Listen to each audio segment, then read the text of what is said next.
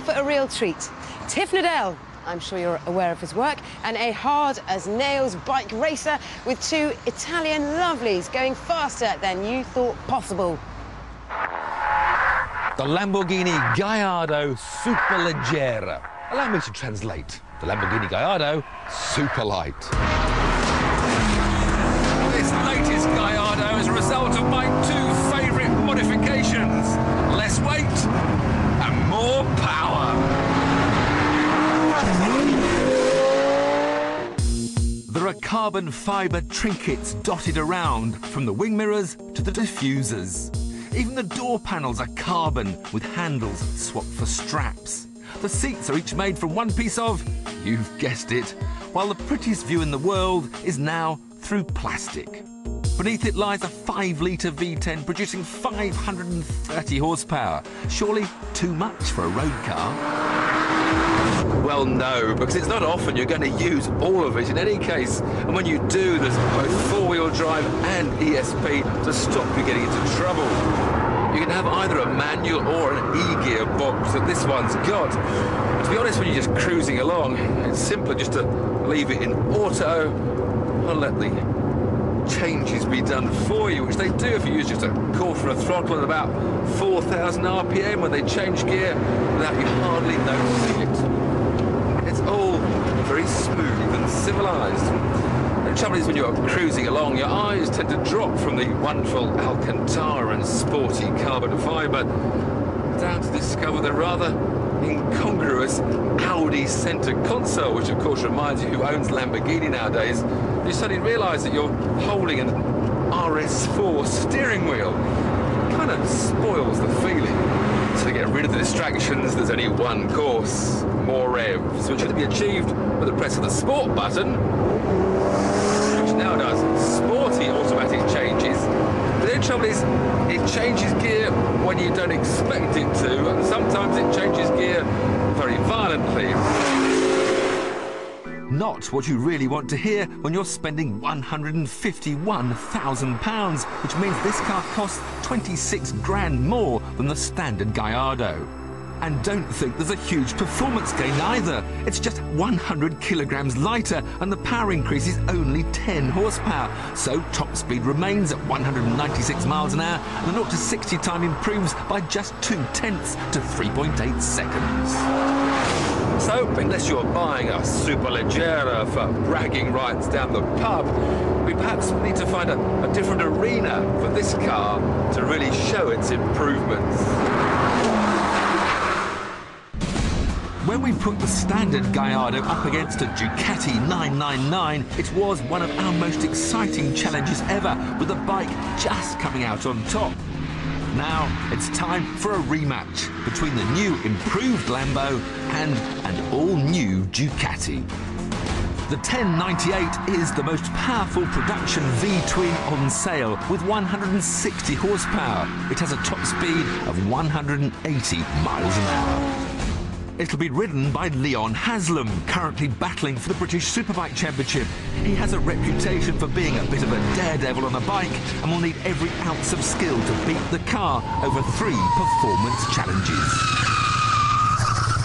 Now, Leon, I thought we'd start with a nice little tight slalom test, because you see I've got 530 horsepower. I can launch to 62 in just 3.8 seconds. So I thought that would probably sort you out. Well, you're a lot wider than me, sir, and I'm pretty confident you're a clipper can, so I think I'll get this one. Right, thank you. You watch this launch, Leon. This is how it works. Sport, ESP, gear, foot off brake, wait for the flag to drop, and launch. Well, it took off all right.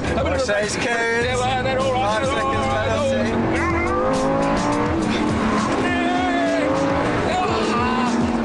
That was a good one there, Leon. So, a blistering 14.01 seconds for me. Can the bike beat it?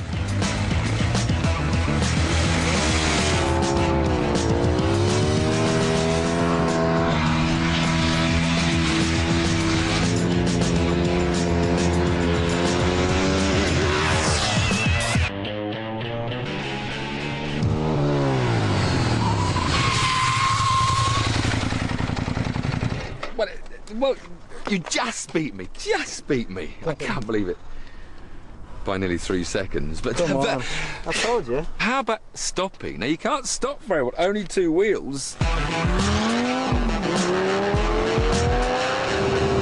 Right, steady. 90 miles an hour, 95, 100 miles an hour. Comes the coast. I was hit the roof. And we're stopping 7. We beat him. 1, 2, 3, 4, 5, 6 yards or so, and you've just gone into the back of the bus, and I've stopped right away, right back there, look. Well, so you got to win something today. That's one each.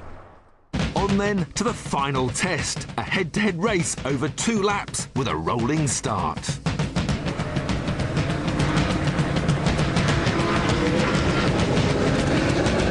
Just a nice steady out lap, Leon. Nothing to worry about. It's the race starts when we come back to the start-finish line. Or if you cheat a little bit, the race starts now. Oh, that caught him asleep. Oh, this ruse could work.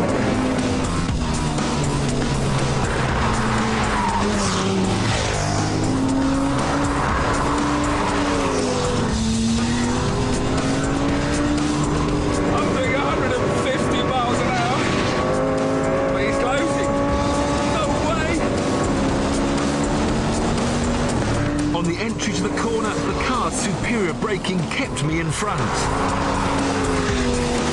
But on the long straight, it was another story.